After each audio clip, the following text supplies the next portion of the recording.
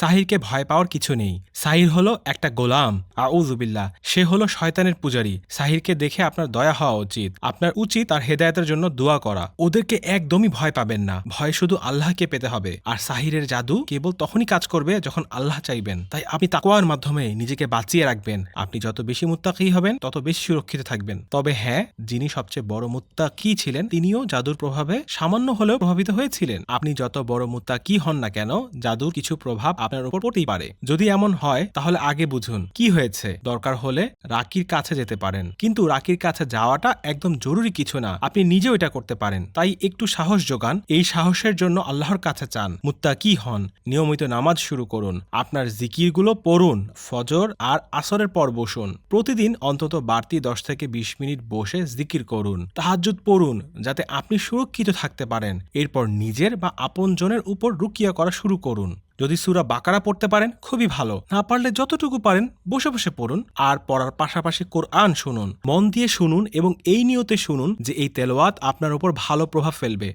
এটা জাদু হয়। আর আপনি যদি খুঁজে বের করতে পারেন যে এই জিনিসটা কোথায় আছে এবং সেটা নষ্ট করে ফেলতে পারেন তাহলে তো চমৎকার। আর যদি তাও না পারেন, রুকিয়া চালিয়ে যান, কিন্তু রুকিয়াতে আপনার ফায়দা হবেই। শেষ পর্যন্ত আল্লাহ সেই জাদু নষ্ট করে দিবেন।